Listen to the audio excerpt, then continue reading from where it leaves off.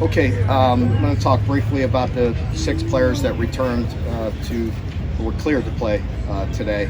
The last time I touched base with you about this, I mentioned that I would let the process play out, and that has played out, and we're glad to welcome the players back to the team to be eligible to play this weekend. They did return to practice activity last Monday, so they've been at it for over a week now, and they were still not cleared to play last weekend, but we let them get back. Part of that was we knew they had a hearing coming up and wanted to get them time to get back into shape, to get the acclimatization period back under their belt. There's so many practices you've got to have in helmets and shoulder pads and so on. So we got through that process, and then through the legal steps. Thank you to the grand jury for doing the due diligence, doing the work. We appreciate that, and again, we're glad to have the players back, and that's all. I'll be glad to open up to questions at this point about that. You said this whole time you were pretty confident. Where did that confidence come from in knowing those guys would do it? I just believed in the players. I really did. There are times when, you know that. I mean, we're going to try to always do what's right and what's best, and but we're going to go with the facts. And I appreciate the university, Dr. Capilouto, Mitch Barnhart. We stuck by our players because we believed in them, and we believed that at the end of this process they'd be exonerated, and they were. What do you hope your guys learned from this whole experience? Well, there's a lot to learn, and I think we all can understand the basics of that, of where they need to be and what they need to be focused on. They are college students, and in the springtime, and things happen. But again, I appreciate the process playing out. I feel bad for people that don't have representation. I'll tell you that. And the wrongly accused.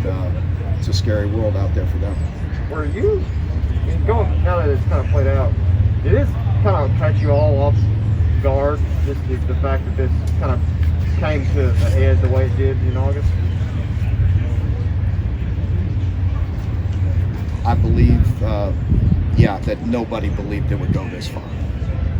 Maybe one person.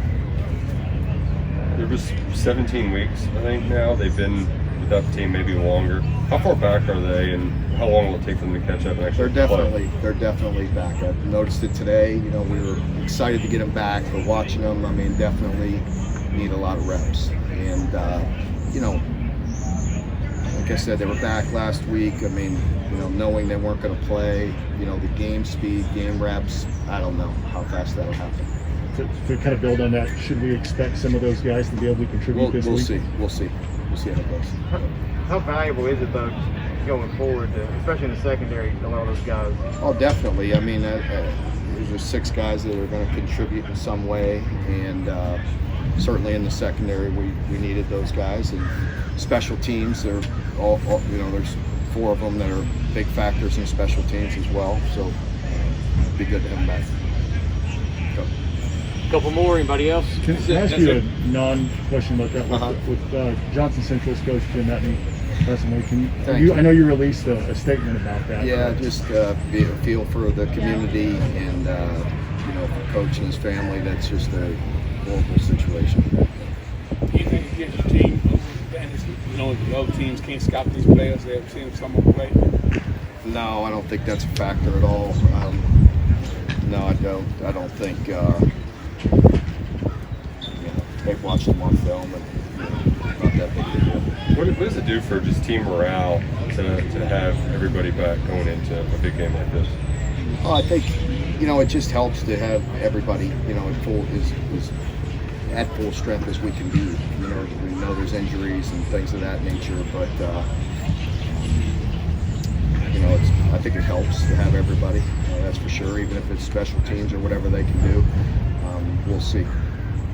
Okay, folks, thank you very much.